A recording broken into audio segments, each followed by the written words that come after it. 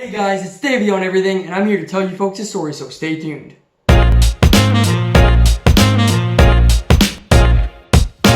So the first thing you need to know before I get into the story is that I worked at Value Village for 4 years. And if you don't know what Value Village is, it's actually this big chain of thrift stores, kind of like the Salvation Army or Goodwill, but like on a corporate level, like it's huge.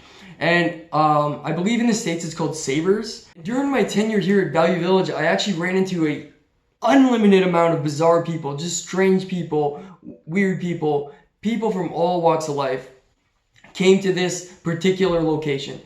You know, it wasn't actually the best part of town as well, so that made it kind of a sketchy place to come sometimes. Lots of crackheads and like people would come in fully whacked out on whatever they are on. Meth, crack, heroin, I have no idea. But they would come in and they were just like zombies walking around. Like you don't even understand the amount of times the cops were called. It got to the point where the cops were like, nah, do not call us anymore to handle it.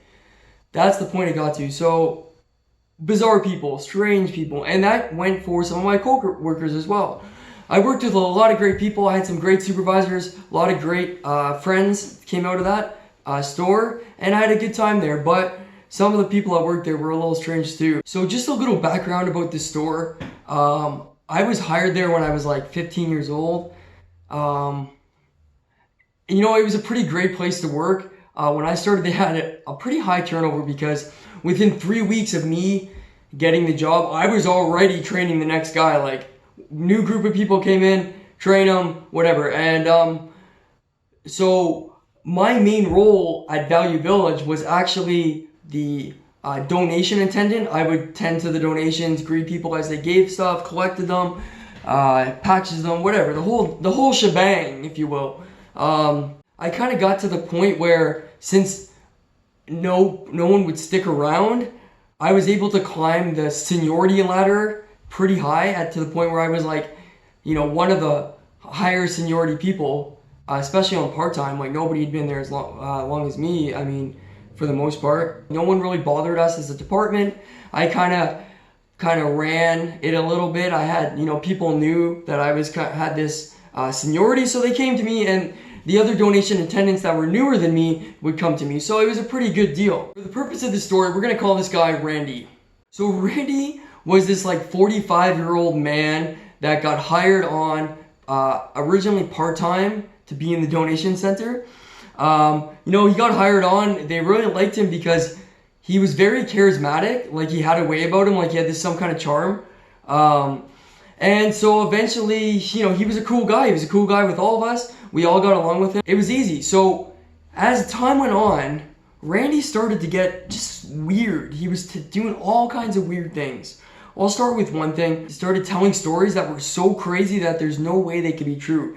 But the way he told them was so confident, there's no way that you would even doubt it. You were like, man, this guy can, you know, he's got to be telling the truth. But with more time, you kind of figure out, no, okay, this guy might be full of shit. Because he was telling all kinds of stuff about, you know, he was sleeping with one of the supervisors and this and that. And, you know, talking about all these crazy fights that he was getting into at the nighttime. Like after hours, he was just fighting people like in this like almost underground fight club thing he had going on. And you know what? He did look like a little scrapper. Like if you met him in the alleyway on the wrong day, he was small, but he was a tough dude for sure. Like he'd seen some fights, this guy, been around. So anyways, just telling stories that were strange about whatever he was talking about. Okay, so another thing about Randy was when he got hired, he basically told us his entire life story. He went on about this, his life before being hired at Value Village, and that included he had this big company, he had a big house and cars, and he showed us the house on his phone, and his wife wanted a divorce because he was working too much. So he said, you know what, take everything, take the house and take the cars and take the money, I don't need any of it, you know, for the kids, da da da. And you're like, man, you know, that's a noble thing to do, but at the same time, you look at the photo of him in his house and it's like almost so obvious that it's a Google like a stock photo from Google Images, and you're just like, no way, dude, there's no way that was your house. And anyway, so he's like building this fantastic life that he had prior to working part-time at Value Village in an entire other city that you're from. So at some point, Randy actually gets engaged to one of the other coworkers that worked with us. She was a cashier, sweet lady, sweetheart, just a great lady to be around. Worked there for a long time. People liked her. So they looked happy. Everyone was happy. They got engaged. They're about to get married. They're going to move in together, all this stuff. And at this point, like, Randy was being weird, but he wasn't really at the point. Where things really started to escalate with Randy was at the point that they decided Randy was going to be the official, unofficial donation supervisor full time. And you know what? I wasn't too sour about it. I could only work full time, part time. This is a student job for me. So if Randy was going to be my boss, then Randy was going to be my boss, right? There's whatever. Almost immediately after being told that he was going to be in charge of donations, Randy's head grows about 14 sizes. Like, Randy went on a full-on power trip. This guy was not joking around. You know, he wasn't actually a supervisor, and he wasn't actually in management, but he's walking around telling everybody, like, yep, I'm a manager, I'm a supervisor. And, like, customers full on, like, telling customers off because he thinks he's this powerful person. But in reality, he wasn't even a supervisor of this place. Like, he was basically like a lead donation attendant now at this point. Like, he had no power besides kind of organizing the department. So Randy feels like he needs to be there like all the time. So he starts working like extra time on weekends. He's coming in for free to supervise us. He would show up on a weekend and just be like, all right, boys, this is what we're doing. Blah, blah, blah, blah. Like, Randy, why are you here? This is your day off. They're not paying you to be here. Randy, even on a couple of occasions, literally dragged people out of the store.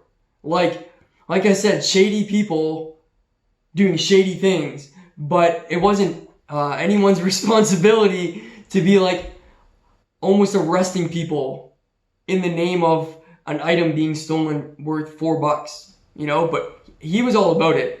100% about it.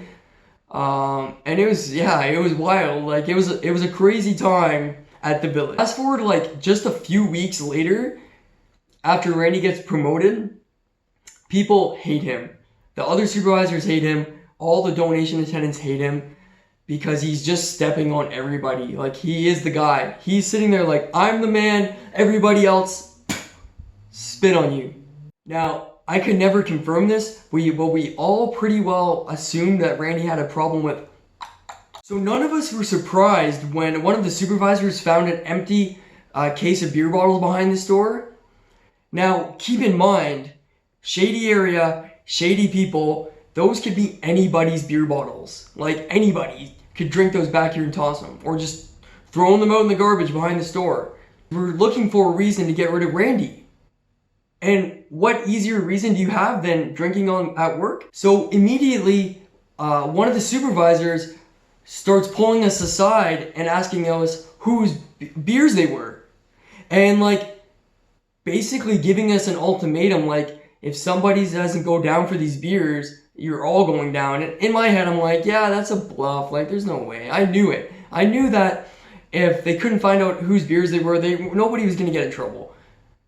Assuming that somebody at our store had drank those beers. So the supervisor pulls me and all the other donation attendants aside separately and gives us this almost threat, like, somebody's going down for this.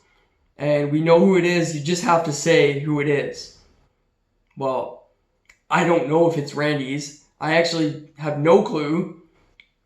And even if I did know they were Randy's, I'm not going to tell them. It's none of my business to be telling on Randy. Even though I also didn't like Randy. So, lo and behold, one of my coworkers ratted out on Randy. He threw him right under the bus. And I'll tell you this, I don't think he actually knew if they were Randy's or not. But that's besides the point. He snitched on Randy. Randy gets fired. Now, if you want to know something about Randy, one thing that I figured, Randy had a bad temper. He is not a nice guy when he's angry. So I'm sitting here like, dude, Randy's gonna know that you snitched on him, and he's going to be pissed. He's not gonna like that one bit. But he didn't seem too worried. I mean, I guess he didn't figure that Randy was gonna come and do anything to him. But keep in mind, Randy's fiance still works with us. So, you never know. A couple days later, I'm working with Randy's fiance. We're working together. She's a cashier, I'm on donations. She starts to tell me that Randy thinks that I snitched on him and that he was pissed. And I'm like, dude, I didn't snitch on Randy. You gotta tell him. Like, I don't know why he thought it was me, but it wasn't me. She said, well, Randy is very angry and he might be looking for you at some point. So picture this, I'm like maybe 16, at the most I'm 17 at this time. And like, I'm not a big guy now. When I was 16 years old, I was small, like tiny. I was like that skinny little kid that just looked kind of awkward in like everything he wore. So like, I'd been in fights, but I'll tell you this, I'm not trying to fight Randy. I'll tell you that for free. Because Randy has nothing to lose. And at this point, like, I'm just trying to work my shitty part-time job. So, I mean, I'm not trying to be out here fighting former employee. So then I realized, man, Randy's probably going to come pick up his fiance after work. Like, these people, they didn't have cars. So, like, they would walk or take the bus or whatever from home to work. And this is in the summertime, I believe. So, Randy had his dog, and he would like walk to work, walk her, pick her up from work. So like it's rolling around closing time, and I realize like Randy's outside with the dog, and he doesn't look happy. So like the store closes at 9. I'm like a little bit, I don't want to say nervous, but I was a little bit like, oh my god, this is just gonna be stupid. Like I was more like frustrated that something was probably gonna happen, and I did not want to deal with it. So I'm sitting there like, okay. Let's go out. So we all go out the door. And you know the supervisors in retail, if you've worked retail, they like check your bags to make sure you didn't steal anything. We do that at the door. I'm standing at the door. The door is here. Randy is like right here with his dog, like probably like 8 feet away from me, right? My car is also back there towards the parking lot. So I look over when the manager's locking the door, and I lock eyes with Randy. He looks at me and he's just scowls, straight face. He looked pissed. He really looked pissed.